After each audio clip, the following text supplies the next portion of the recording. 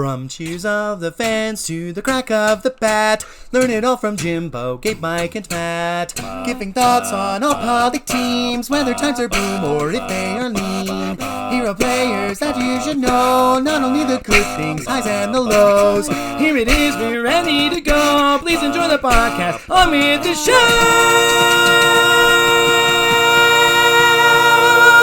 Hello, friends and neighbors, and welcome to the podcast, the officially unofficial English language podcast of the Pacific League and Pacific League TV. I'm one of your three hosts, Gabriel Lerman. The other two hosts, Michael Bealey and Jimbo Bernicki, were both up ridiculously early on the Baseball for Breakfast live stream of Pacific League Climax Series Final Stage Game 2 earlier today. How they are conscious, I do not know. Hopefully you'll be able to enjoy the live stream of their banter when it's posted to the channel later this week. Jimbo, how are you doing? I'm still alive despite my best efforts. I took a big old nap after the game today, and then I came to work and had a bunch of coffee, and now I'm good to go. And Mike? Immediately after the game, I took a nap, and then I had to go do some stuff. Then I came back and then took a small series of naps because I knew if I had actually fell asleep, I would not wake up. So I just had an alarm going off every 25 minutes for like an hour. Yes, And the my devil's actual nap microphone, time, I know. my actual microphone is across my room, and I'm using my headset because I'm too tired to go get it. It actually Well, sounds alright. pretty decent, frankly. Yeah, it sounds good. Oh, No one will ever know. I love that clip. So, top story, the postseason. Congrats to the Fighters for advancing out of the first stage. There's been 20 times the first stage has gone to Game 3, and only 5 times where the team that lost Game 1 took Game 3 and the series. It's the first time in 4 that the Fighters have pulled off the job. But I get the sense that it's also going to be very quickly a postseason post-mortem. Jimbo, we got to break down Fighters at Hawks and how quickly it's turned around. What's the saying? It's getting awfully late, awfully early. Yeah. With the Hawks now, with the Fighters now behind 3-0 in the kind of, because we have the one game advantage with the home series there. No team has ever made it out of the whole 3 games down. But if there was a team that could do it, it could be these Fighters because they're still dangerous. I mean, even in the game today, the story of the game was the fact that they picked up 11 hits and only scored 2 runs. But that just, I mean, mathematically speaking, that can't keep happening, right? You're going to score runs eventually. And so you never know when the Fighters might be able to pull it out. Their bullpen was actually pretty effective at holding the Hawks down until the end of the game there. And I'm not, I don't want to get too ahead of myself and then say the Hawks have punched their ticket to the Japan series, but I'm just saying, like, they are on top, but the Fighters still have some fight left in them. But today was a pretty emphatic win by the Hawks. In Pacific League Climax Series history, if the top seed wins Game 1, they win the series 100% of the time. This is an issue. And as Jimbo mentioned, yes, the pennant winners do get a 1-game head start in a best-of-7 series, as well as every single game at their home ballpark. It's one of the ways in which the Central and Pacific Leagues make the regular season more meaningful and more valuable, as opposed to over in the majors where you can sneak in as a 6 seed and then punch your ticket all the way to the World Series. Yes, I'm looking at you, Arizona. You're going to be catching some strays here. What's impressed me is how the ball has just been carrying out of Mizuho Pepe Dome, despite the fact that it was a mush ball for so much of the first half of the year. In Game 1, Ryoya Kurihara, Kenta Imamiya, and Hotaka Yamakawa all went yardo. In Game 2, Kensuke Kondo, back from injury, hit an absolute tank in the first inning, and Yamakawa had another 2 home runs. Oh yeah, not only is Kensuke Kondo back, but so is Yuki Yanagita. We are screwed, man. We are doomed. You may be. I'm having a great time. I'm very happy to see what's going on. And Yamakawa does seem to be heating up at the right time. Again, picking up 2 home runs today and also a home run in Game 1. He could end up being the final series MVP if they go to the kind of looks like he's going to be the Climax Series MVP so far. And he could be the final series MVP once we go to the Japan series. Yeah, it's tough. And in the series that was on paper supposed to be so evenly matched. Both teams won 12 games out of the 25 that they played against each other. They split the series 5-5 at PayPay Dome, and it's just gone all Hawks so far. Well, I think it's Kohei because Arihara struck out 8 over 7 innings. Levon Moinello was very effective earlier today. Well, I think one of the things with the Hawks is that they really could have used the rest to get their injured guys back on, and so the week off they got there seemed to be really key because now Kondo's back, Yanagita's back, and their pitchers look all healthy and ready to go. Yeah, Carter Stewart Jr. getting the call for Game 3, which could punch the Hawks' ticket to the Japan series for the first time since 2020. And I believe he will be taking on Yamasaki Shichiya from Yeah, the Fighters. Satya. Yep, the lefty. So maybe that'll neutralize Kondo and Yanagita's bats a little, because Yamakawa's going to hit dingers regardless. It will be interesting to see how Big Boss Shinjo handles the starting rotation and the bullpen, given that his back is up against the wall. Yep. And so, as far as predictions for the rest of the series go, I'm not sure they'll get swept. I think they can still probably eke out a game or two, but I do feel pretty comfortable in saying that the Hawks will take the series here. I think the Fighters are going to win 2. I'm going to call Hawks in 5. All right, that's pretty good. And Mike, did you have anything you want to say about the games? I do think it'll be a SoftBank sweep, and that's not just because the Fighters eliminated Lotte and I'm just angry and miserable. I've said a couple of times that the Fighters and the Marines were basically fighting over the award of who gets to get swept on live TV in a championship series. I just think SoftBank overall just has the better lineup. As I said in the live broadcast, it's basically unfair. Like, you get the ninth hitter out, who's still really good for the Hawks, Uki Yoshida, at least today, and then immediately it's Jeter Downs, who's having a good postseason, and then Yanagita, and then Kondo, and then Yamakawa, the Kurihara, and it just goes and goes and goes and goes. I just feel I don't think that offense is going to get shut down relatively at all in any situation, let alone by the Fighters pitching staff. Basically, this is what I think is going to happen. Tell me how the grass tastes, little man!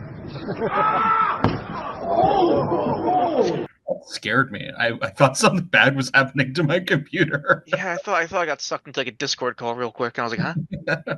And so I think we've covered the game pretty succinctly here. Maybe we can kick it over to our coverage of the other teams because there are still other teams in the Pacific League. Mike, what's going on with the Chiba Lotte Marines? All right, so for the Marines, real quick, just looking at the series they lost to the Fighters, they scored just 2 runs in each of the 3 games. They shut out the Fighters in the first game on October 12th, helped by an RBI and then plus a home run from Gregory Polanco to get that extra, insurance run. Game 2, it was Manami that tied it in the 8th, and then it was Daiki Asama that walked it off in the bottom of the 10th. And then Game 3, the elimination game, I'm honestly just more confused by how that game was managed than I am upset that they lost, because there was 2 guys up in the pen, and they just kept Atsuki Tanaichi in there in the 7th inning, and he just loaded the bases, and there wasn't a single mound visit. There wasn't not even just to take him out of the game. If you want to keep him in the game, just give him a breather. And he was having trouble locating his fastball. And then to the last batter that ended up getting the double, which I think was Tatsuki Mizuno. And also That sounds Kotaro about Kiyomiya, right, yeah. had a 2-way game as well with 2 RBI. It was just I don't know why the entire pitch call for that was just a fastball that once again could not be located, and it was just walk, walk, walk. I don't know, there was 2 guys up. Why didn't you go get somebody? And it's not like, Tanaichi was cruising along or, had a low pitch count. He was in the 110s, which I'm not, they don't really take pitch count that seriously yet, but if he's struggling like that and not locating, I don't really understand what that series of events was, and I also don't understand how it wasn't a all hands on deck sort of game. Where was Mercedes in the bullpen? maybe he didn't want to go out of the bullpen. I don't know. Maybe it already Maybe traveled back to North America. Who knows? possibly, but like I don't know. In an elimination series, I'd kind of want to see all hands on deck. I mean, I know you do have to play SoftBank like 2 days later, so you don't want to waste everybody, but I don't know. I just think there was a better way to handle that game, but ultimately they lost 5-2, and yeah, depression and sadness all around. So questions going into the offseason. Will Dallas Keuchel resign, or is he gonna, maybe retire, go back to North America? Who knows? I did like what I saw of him for a couple games. I mean, he was a new pitcher in a new environment, so the couple of the poor starts he had, you can't really look too deep into them. For the offseason, Neftali Soto has indicated that he would like to return. So, I mean, that's something I want to see. He is up there in age, but his power has gone down, but his hitting has not. He has led the team in hits, which I think that was the first time in his NPB career that he's done that. He was just really good, as we've been saying all year. Even his outs were productive. Like, I joked like he could strike out and somehow it would be like a productive strikeout. Polanco, I like to see back. I would like to see more power out of the power hitters. Maybe break that 30 home run mark, but honestly, can't really complain too much about any of them. And then the one thing, Masato Yoshii will be staying with the team through 2025. So I'm not. I mean, the way he managed that last game, I guess I don't know. He's managed good all year, so you can't really sit there and I don't like when they point a finger at the manager after a playoff loss. Like, oh, it's all his fault. I mean, it's not his fault. It's not his fault. The offense only scored 2 runs in 3 straight games. It's not his fault. The pitching turned out the way it is. Except maybe in that last game. Just a couple of other notes here regarding Roki Sasaki. Can we please stop on whether or not he's going to get posted this offseason? I think it would be rather ridiculous and a disservice to him to get posted this offseason. Most of the pitchers that get posted to go to North America, they usually have really, if it's not long careers, it's productive careers. I mean, look at, Matsuzaka, look at Yamamoto, look at Tanaka. They all accomplished a lot. Darvish, Otani. And, then they go overseas. Sasaki really, other than the perfect game, hasn't done too much other than, a couple All-Star appearances. And I just think, we have the channel. You can watch him. You don't need him to be over here right away. And he's only still 22. It just doesn't make much sense. And I'm seeing all these random articles that I think are AI generated, honestly, where it's like top 10 free agents for the MLB next year. And Sasaki's like number 1 in these random articles. It's like, yeah, no, that's not how that works. It's because the majors get goo-goo eyes over anyone who they can pay minimum wage to. At age 22, Roki Sasaki would still be limited by rookie salary caps. That's why most players who get posted do so at age 25 when they are exempt from them. And it's like some of these articles, it's like, who's writing this? Like, spend 5 seconds on Google just to see, like, why are you including him in a free agent list? It's going to be a posting, not technically a free agency. I mean, it's just annoying. I mean, just selfishly, like as a Marines fan, it's not obviously, I don't want the team's ace to go, but it's also like, the Marines finally have a player that, everyone's looking at. It's like, oh yeah, he's totally going overseas. He's a generational talent. Let me watch him a couple extra years before, he signs with a team in MLB that I don't like. Like, let me have a few more years of him being likable, please. Okay, wait. Quick interjection. If he signed with the Phillies, though, would you take him tomorrow? No, I wouldn't. Okay, fair enough. I don't trust the Phillies developmental staff. I don't trust their coaching staff. And yeah, the Phillies would make him a reliever. They'd say, okay, you throw 100 and a forkball, great, enjoy the bullpen. They haven't done that to their flamethrower guys, mainly because their developmental squad has never developed a flamethrower. They've always had to buy them from somewhere else. So I don't even know if they'd be equipped to manage somebody that throws that hard. But I think he needs more time, before he comes over, just regardless. But moving on to some interesting and fun things. Jimbo, do you remember last week that the Hawks were releasing a documentary? Yep, pretty doodles. So the Marines are also releasing a documentary in theaters on December 27th. The story of how we were good all year. And my notes here are from last week. And I say, hopefully this ends with a Japan Series win, because I'm all for team yearbooks. The Phillies do one every year. I think most major league teams do a yearbook. I don't know if you need to do a in-theaters documentary, especially announcing it before a playoff game. Yeah, for a that's playoff just a series that you lot. eventually. I don't know. Maybe over there they just don't care as much. I mean, at least with the Hawks, like it was a really good year, and they won the pennant. And there's a lot of storylines you can attach to new players, injured players, Kondo having an MVP season, Winello being the best pitcher in the league. There's stuff, but like it also seems really premature to do it before even knowing that they're going to be in the Japan series. But yeah, I mean, I guess we'll see. What you got, Gabe? Also, Yankees just lost. That's what I was going to break in with. David Fry with a walk-off home run in the 10th. Oh, cool. And speaking of losing, the Yankees lost. That's funny. But just more positive news. Toshi Asado has been selected as the catcher for Samurai Japan for the Premier 12 roster. The manager citing that he needed to fill a need for a generational catcher, and cited his breakout offensive season with Lotte that he's had this year. Pitchers Suzuki Shota and Rikoto Yokoyama are also selected for Samurai Japan, so hopefully all goes well with them in the Premier 12. Looking forward to seeing that. And then also with the Marines, they're also across all the PL entirely. There are some new commemorative items on sale across the PL team stores. Check your team store. A lot of playoff stuff, a lot of discounted stuff, a lot of just, milestones and events, cheer stuff, jerseys, jersey patches, all on sale. But the one thing that stood out to me was that the Marines put out a line of stuff celebrating the first hit for Ryusei Terachi.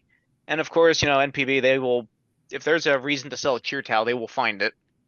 And the one thing that was just ridiculous that they were selling a limited number of signed baseballs by Terachi for 85,000 yen, or the equivalent of 571 US dollars. There aren't many starting players or Hall of Famers I'd pay $571 for. Just real quick to put this in perspective, with $571, you can buy a group of baseballs consisting of Bob Feller, Robin Roberts, Johnny Bench, Ricky Henderson, Warren Spahn, Wade Boggs, and Fergie Jenkins for less than $571. Okay, that's pretty impressive, actually. It's 5 minutes on eBay. I made sure they're all certified. I'm just like, yeah, I mean, I don't even. I'm not spending that much money, but they sold out, so maybe I'm just an idiot. And then just one last thing, the Lotte's cheerleader group M Splash is celebrating 25 years next year and has officially opened up the new member auditions. And just a brief insight into M Splash, not only are they the cheer group, they are basically the public face for the Marines all across the Chiba Prefecture region, doing everything from meet and greets, events at schools, training things, everything, with the media. So they're very important to the Marines, and just, being the public face of the team within the Chiba community, which the Marines are quite active in. Oh, that's great. Fantastic news. And so that brings us over to the team that just missed out on the playoffs. I think we've got a little bit of news with the Tohoku Rakuten Golden Eagles. Take it away again, Mike. So just one thing here for Rakuten, because nothing's really happened since last week, where there was a manager change. But Masahiro Tanaka, who returned at the end of the season, will be hosting a practice camp for elementary school students in Sendai, for students without baseball experience, to get them acquainted with the game, and hopefully help the next generation of potentially former professional baseball players in the region. Well, there you go. That's cute. That's fun. And so we're just going to keep chugging along over to the Oryx Buffaloes. What do we got there, Gabe? Mostly signing news. Some confirmed, one rumored.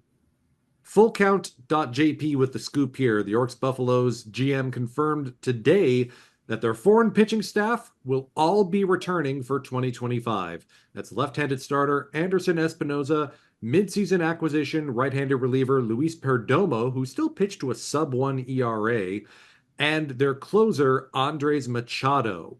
All three were fantastic this season. Now all we need is a hitter. No word yet on Leandro Cedeno. I'm hoping we can shoot for a little bit higher, but I wouldn't mind if Leandro's back and he stays healthy. Sapponichi Annex hinting that the Buffaloes are interested in signing Shintaro Fujinami this offseason. Shinchan got stuck in the Mets minor leagues the whole of 2024, and it'd be kind of fun to reunite him with his Osaka Toin high school battery mate in Tomoya Mori. Not sure if the Mets would let the Buffaloes pick their pockets or if they'd actually let him leave. Let's not forget, Fujinami wanted to pitch in the majors. He's already got some major league experience. but the control is still an issue. And if he does come back, would he do so as a starter or as a reliever? It's just interesting with Fujinami. I've been a fan with him since he was with the Tigers, and at this point, how old is he? Is he in his 30s yet, even? I think so. I mean, he started his career so early in the other league. The one Yes, thing though he is is. just This is his age 30 season. okay. Just one thing with that control. It's at what point is he, kind of set in stone as, this is the player that he is? Because I mean, the Tigers have been trying to fix the control issues for, what, a decade at this point. I mean, he was with the Athletics, which of course, is probably traumatizing. The Orioles as well. They kind of fixed him, Yeah, but still, you're looking at a guy who in his one major league season over 79 innings still put up a walks per nine of 5.1. it's just at what point is he, this is who he is? Because I don't feel like, and I'm sure in the off season he's, doing all sorts of exercises. Maybe I don't know if he's ever gone to drive line or anything like that, but it's just really interesting to see that, that just that control's never really even been close to being solved. He is the epitome of 70 stuff, 30 control on the 20 to 80 scale. Every reliever I flip in out of the park baseball for a massive haul. Funny you should mention that, yeah. It's very easy to fleece that AI with a reliever. And so that brings us over to the final team that we're going to cover, the Saitama Seibu Lions. No new contracts for Jeffrey Yan or Frenchie Cordero for next season, so they'll be looking to replace them.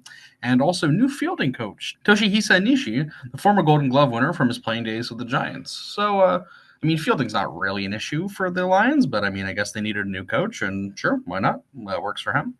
And the Lions obviously kind of need to clean house as far as a lot of players are concerned. So makes sense that they're not bringing back Cordero and Jan for next season. I'm going to miss Jeffrey Yan. I don't think anyone has quite had that exaggerated of a strikeout strut since Brad Leslie's days with the Honkyu Braves back in the 80s. I still remember my one of the cartoonists I follow on Twitter posting a picture of Jeffrey Yan jumping through the Balloonadome roof to the protestations of his manager. And so that brings us over to our familiar faces in new places. Gabe, how are the boys doing stateside? I see Yamamoto is, whoa, my goodness, he is slicing through the Mets right now. Woo! Yeah, Yamamoto's doing all right. It looks like he's got a bit of traffic on the base paths. 5 strikeouts over 2 innings pitched, but runners at first and second right now in the bottom of the third in Queens for Game 4 of the NLCS. I was hoping for Yamamoto versus Senga. Okay, make that 6 strikeouts and 2 and a third.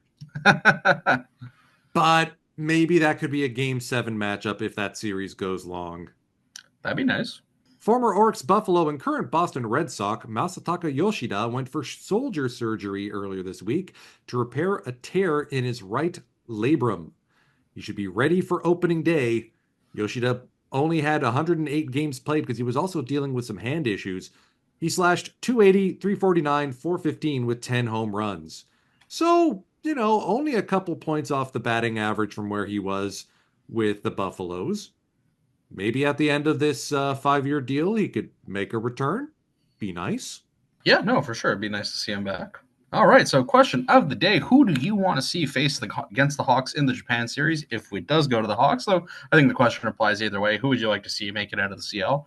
Personally, I really want the Giants. I don't want the Bay Stars. I said this on the broadcast today. I don't need that smoke with the Bay Stars. They scare me.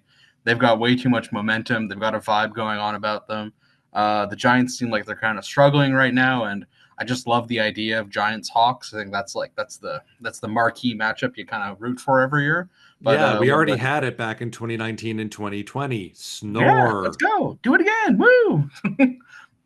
Didn't the Bay Stars face off against the Hawks in like 2018 or something? 2017, the Hawks beat every single CL team during their 2010s dynasty. That rules. Dudes rock. I'm just always worried about Shugo Maki because every time I've seen him play, he's really good. So I just don't need any of that. Just keep the Bay Stars away from me, man. See, I would go for the Bay Stars because they've only got, what, 2 Japan Series titles, and their last one was uh, 25 years ago, pushing 30. Yeah, give it to the boys in blue. I mean, I guess from the perspective of like, it'd be cool to see them get a chance, but I don't want them to win. What about you, Mike? So between the two, it is kind of difficult because I do really like the Giants. I do find them hard to dislike. I know I'm supposed to hate the Yankees equivalent in every single sport, but having been to Tokyo Dome, having been to the Hall of Fame, and being somewhat of a big fan of the NPB history, I really do like the Giants. But I think I would rather see the Bay Stars just because the Giants, as mentioned previously, did have their chance, in back-to-back years and just didn't get it done. I mean, the when Yokohama lost in, I think it was 2017, it was almost as if they just kind of ran out of gas. It wasn't like how the Giants just basically got destroyed. And I'd really like to see the Bay Stars in that. And also, I mean, with the Hawks and the Bay Stars, it is two of the oldest teams in the league. Even though the Bay Stars have a goofy modern name now, they do date back for the Taiyo Whales, and then even there was a name before that that's escaping me currently. So a nice classic matchup, I think. Yeah, I mean, either way, as long as the Hawks win, I don't really care. But I like their chances more against the Giants. And so that brings us to the end of today's show. Thank you as ever for listening, and we hope you enjoyed the live broadcast. If you didn't, you can always go back and catch it. And as always, you can sign up to PLTV to watch the rest of the Pacific League Climax Series and also recorded games to keep you busy during the off season. And we'll see you next time on the podcast. Take care.